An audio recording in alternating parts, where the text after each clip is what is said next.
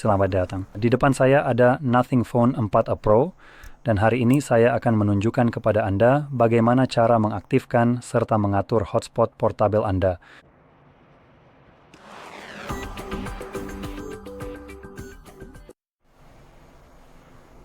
Jadi untuk memulai, Anda perlu mengusap layar ke bawah dari bagian atas layar Anda. Jika Anda memiliki pemisahan antara tombol-tombol cepat dan notifikasi, pastikan Anda melakukannya dari sisi kanan, lalu usap ke bawah sekali lagi. Ini akan menampilkan beberapa tombol cepat. Salah satunya seharusnya adalah tombol hotspot kita. Bagi saya letaknya tepat di sini, jadi tampilannya seperti ini. Sayangnya, tidak ada label untuk tombol-tombol tersebut, ya, jadi Anda harus mencari icon. Dan jika Anda tidak dapat menemukannya di halaman manapun, Anda bisa menambahkannya dalam hal ini dengan mengetuk ikon pensil di sini dan mencarinya di daftar ini. Setelah menemukannya, Anda cukup mengetuknya. Tombol tersebut akan otomatis ditambahkan ke daftar, dan ketika Anda kembali, tombol itu akan tetap ada. Sekarang setelah tombolnya ada di sini, untuk pertama kali saya sarankan untuk menekannya dan menahannya, ini akan membawa Anda ke pengaturan. Sekarang, di bawah bagian kata sandi hotspot, disitulah saya sarankan untuk memulai. Anda bisa melihat kata sandi yang dihasilkan secara acak, dan yang saya sarankan di sini adalah langsung saja mengganti kata sandi yang buruk ini. Selanjutnya, atur kata sandi Anda sendiri yang harus terdiri dari minimal 8 karakter. Kata sandi itu bisa berupa huruf, angka, atau kombinasi keduanya. Tidak masalah selama terdiri dari 8 karakter panjangnya. Klik OK, dan perubahan kata sandi itu akan otomatis tersimpan. Selanjutnya, kita punya nama hotspot, nama yang secara default selalu merupakan nama perangkat. Anda bisa mengubahnya jika mau. Lanjut ke hal lain, kita punya opsi nyalakan hotspot secara otomatis ketika tidak ada perangkat yang terhubung. Saya sarankan untuk tetap mengaktifkannya. Ini memastikan bahwa setelah Anda selesai menggunakannya dan lupa mematikannya, perangkat Anda akan melakukannya untuk Anda, sekaligus menghemat daya baterai karena hotspot memang mengonsumsi lebih banyak baterai ponsel Anda. Lanjut ke pilihan lain di sini adalah kecepatan dan kompatibilitas, dan kita punya dua opsi, yaitu 2,4 dan 5 GHz. Dan di sini, keduanya bisa menjadi solusi yang layak, tapi tergantung pada situasinya, mari kita katakan begitu. Jadi, saya pribadi lebih suka menggunakan 2,4 khusus untuk hotspot seluler, karena ini akan berjalan melalui jaringan seluler saya yang memang lambat. Jadi saya tidak butuh, kamu tahu, kecepatan tinggi 5 GHz, dan manfaatnya, karena jaringan seluler saya sendiri sudah cukup buruk, sehingga saya tidak akan bisa menikmati keuntungan dari opsi yang lebih baik itu. Dan ini juga memberikan pesan singkat untukmu. Jadi Kema 2,4 itu kecepatannya lebih lambat, kompatibel dengan sebagian besar perangkat. 5 itu kecepatan tinggi, kompatibel dengan banyak perangkat. Nah, intinya adalah jika kamu punya entah laptop yang sudah berumur 2 dekade, yang mana ya beberapa dari kita mungkin punya, dan laptop itu punya konektivitas Wi-Fi, dalam kasus ini hampir pasti hanya kompatibel dengan 2,4 GHz. Ini biasanya hanya akan diberi label sebagai Wi-Fi saja.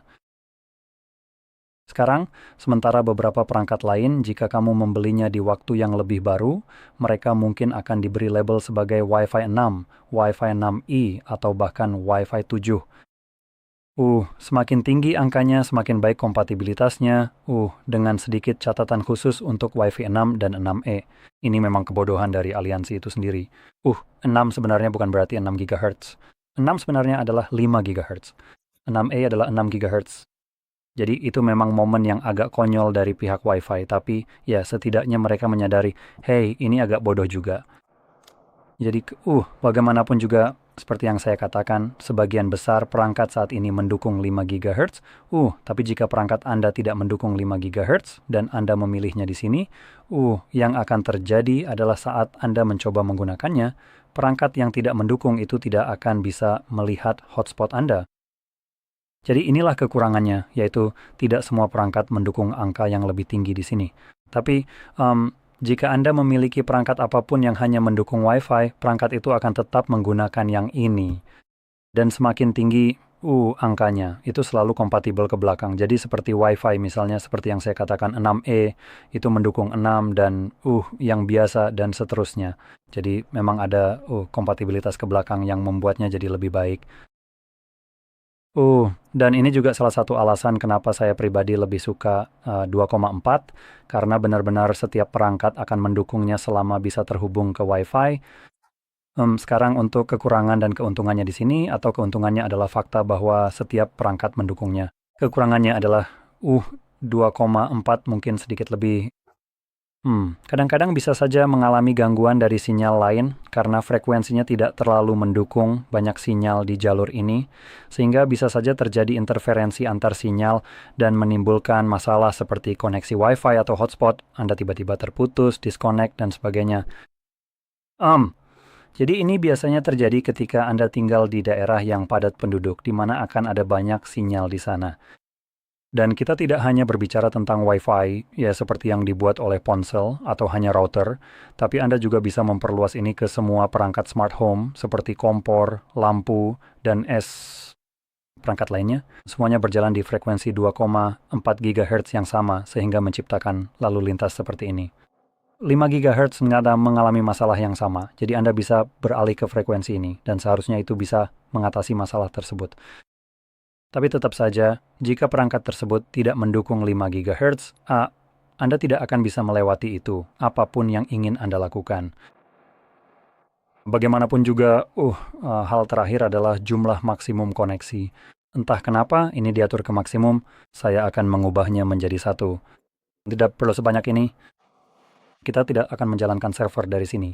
2 di sini mungkin akan menjadi jumlah maksimal yang akan pernah Anda gunakan. Jadi seperti itu.